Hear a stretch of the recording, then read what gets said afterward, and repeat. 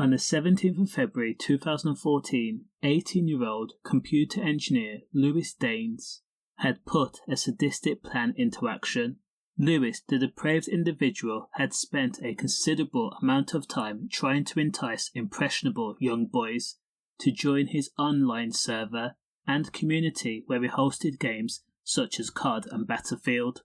Lewis Daynes, who was from Essex, was a whiz when it came to the internet and computers, such as using VPNs and creating a virtual space where boys can play games and chat during their shared interest. Now, Lewis Daynes was smart and vindictive enough to come across as an engaging and interesting individual to school children. So, it was no surprise that Lewis Daynes was able to befriend 14-year-old Breck Bednar and his close-knit group of friends. In a span of months, Lewis had told Breck and his friends that he worked for the government and had also made millions of pounds owning his own computer business. Breck understandably was impressionable and believed Lewis's lies. Now, Breck's mum and dad slowly noticed Breck's demeanour changed. As a religious family, Breck says he didn't believe in Christ and also explained his intention of not wanting to finish school as it was not important as his future was already set out thanks to Lewis. Lewis had already told Breck and his mates that he would help them get apprenticeships with Microsoft, and once they obtained qualifications, they could then join Lewis's business and make more money than they could ever imagine. Breck's mum, Lauren Lefebvre, grew suspicious and concerned with her son and attempted to speak to Lewis, see his face, have a conversation with him, know his real age and his intention as to why he was befriending children when he taught and sounded older. When Lewis kept avoiding Lauren, she went to the police and explained that she believed her son was being groomed. Police says that they would investigate, but nothing was done. Instead, police suggested that Lauren take away Breck's computer, so she did.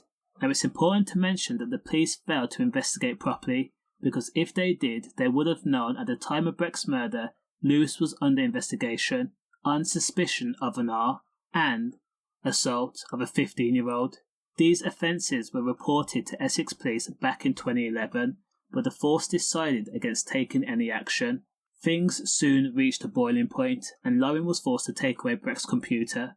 An intervention was staged with the other moms and the children, including Breck and his friends, and they were told that they were not allowed on the online community, play the games, or even be friends with Lewis Daynes now, because at the end of the day, Lewis Daynes was the host and considered the master of the online community that the group had joined.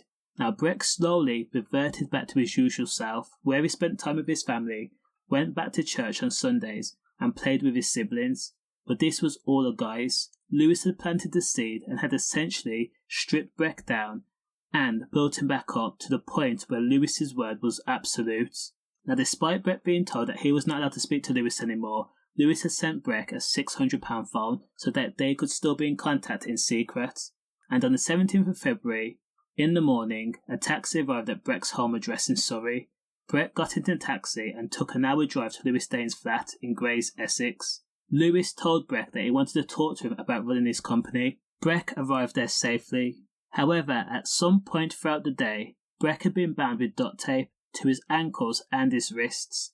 Some form of R had taken place, and then Lewis Daynes had Breck's throat in what the judge called for gratification. Lewis left Breck laying on the ground, dead.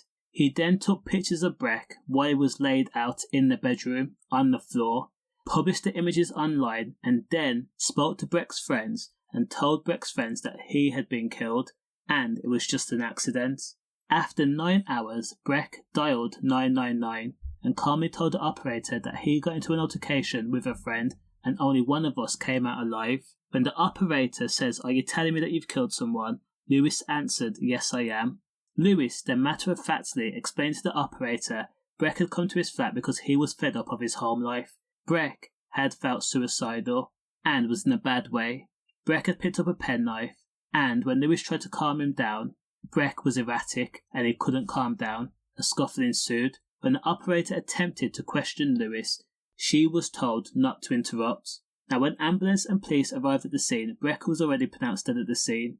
Lewis's hard drives and mobile phones and computer equipment had been submerged in a bathroom sink in water, and he had taken a shower to wash off all that red.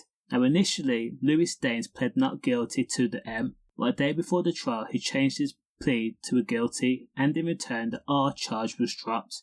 Lewis's solicitors attempted to explain that Lewis felt like it did not matter and did not exist in the real world, and in the realm of online communities and gaming he felt like an actual person, as though he mattered. Now Lewis was jailed for life, with a minimum term of 25 years. Tragically, he did not explain why he did what he did. Stay safe. Safe.